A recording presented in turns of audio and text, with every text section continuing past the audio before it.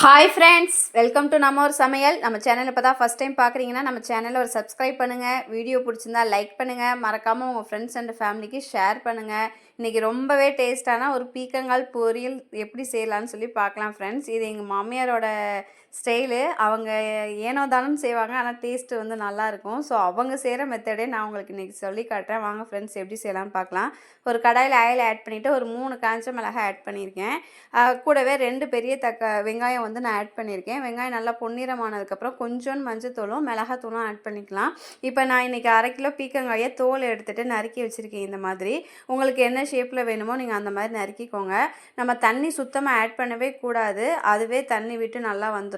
தக்காளியும் வந்து இந்த மாதிரி தான் அவங்க புளிஞ்சு விடுவாங்க. தக்காளி போட மறந்துடுவாங்க, திரும்ப தக்காளி எடுத்து இந்த மாதிரி புளிஞ்சு விடுவாங்க. ஆனால் டேஸ்ட்டு வெறும் சாப்பாட்டோட வச்சு சாப்பிடும்போது அவ்வளோ டேஸ்ட்டாக இருக்கும்.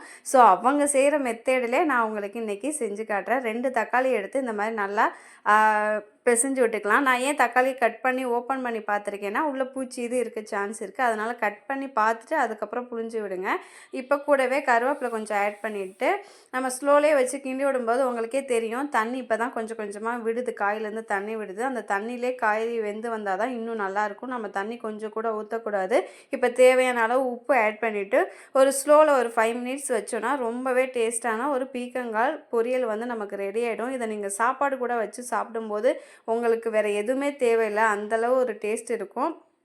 கண்டிப்பாக ட்ரை பண்ணி பாருங்கள். ட்ரை பண்ணி பார்த்துட்டு உங்களோட ஃபீட்பேக் கொடுங்க.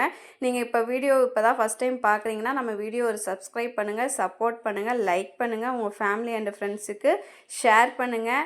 கண்டிப்பாக ட்ரை பண்ணிங்கன்னா ஒரு கமெண்ட் பண்ணுங்கள். அது எனக்கு ரொம்பவே ஒரு ஹாப்பியாக இருக்குது. ஸோ இந்த மாதிரி சிம்பிளான டிஷ்ஷு வேணும்னா கண்டிப்பாக நம்மளோட பேஜை வந்து ஃபாலோ பண்ணுங்கள். நான் ரொம்பவே சிம்பிளான டிஷ்ஷாக தான் செஞ்சு போடுறேன், நல்லா டேஸ்ட்டு கொஞ்சம் நல்லாயிருக்கும். ஸோ அதை மட்டும்தான் நான் சூஸ் பண்ணி செஞ்சு காட்டுறேன் உங்களுக்கு. நீங்களும் ட்ரை பண்ணி பார்த்துட்டு பயன்பெறுங்க.